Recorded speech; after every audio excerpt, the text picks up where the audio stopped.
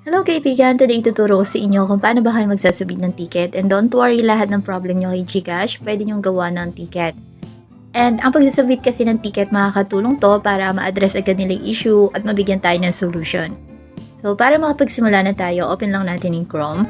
And dito, itatype lang natin dito yung submit ticket. Submit ticket.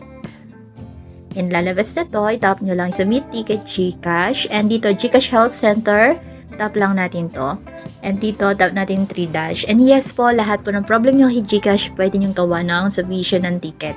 Tap na natin contact us and tap natin chat with Gigi. Even wala kayo ma-receive ng OTP or ayaw mag-open ng GCash nyo, nawala yung SIM card nyo or nasira yung device nyo, lahat yan pwede nyo gawa ng ticket, okay? So dito, after i-greet tayo ni Gigi, ito kasi a virtual assistant lang, so kailangan talaga natin ng customer support na magbibigay ng solution dun sa ating problem or tutulong para mabigyan ng solution yung problem natin sa ating account. So, ang gagawin natin dito, ito-type natin mismo yung submit ticket.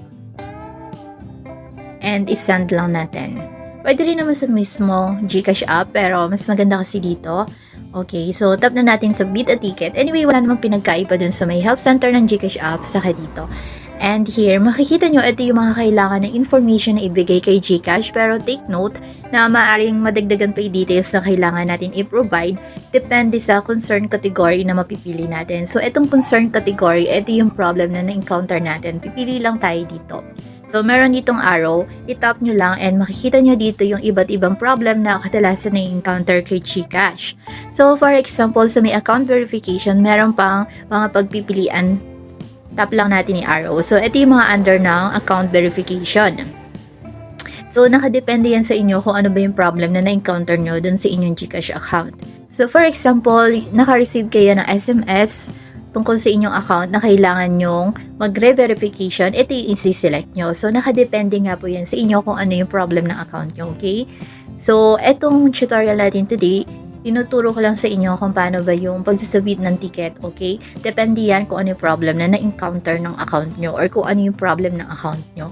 So, dito yung email address, hindi yan nawawala. So, kailangan natin i-provide dito yung email address na nakalink dun sa ating mismong GCash account. And syempre, yung registered full name natin. Saka yung mobile number, ayan. So, account type, tap lang natin dito yung account type and pumili lang tayo dito.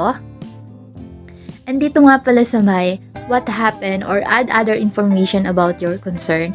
So for example, nakapili ka na nga ng concern category, mag-add ka pa dito ng additional explanation para mas maintindihan ni GCash.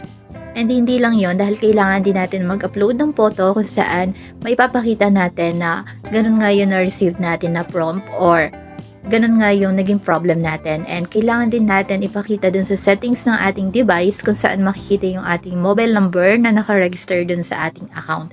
Kasi hindi rin naman nila basta-basta papansinin yung mga nagsasabit ng ticket, lalo na kung hindi mapapatunayan na sa kanila talaga yung account, okay?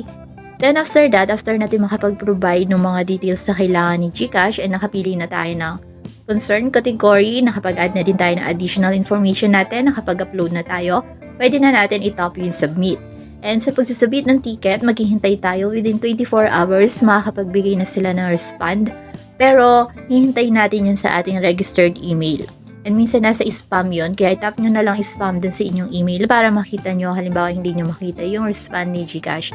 And hindi lahat mabibigyan ng solution, depende kasi yan sa problem ng inyong account. Halimbawa, yung account nyo is matagal lang na-deactivate, so hindi na yan pwedeng mabuksan or ma-regain ulit i-access nyo dahil pwedeng na-delete na sa mismong system nila. Okay, pero most of the time naman nagbibigay talaga ng explanation yung GCash kung bakit ganun yung nangyayari sa inyong account. So, overall, ganyan lang yung pagsasubmit ng ticket. And kung meron pa kayong mga katanungan, iwan nyo lang yun sa ating comment section. See you around, kaibigan!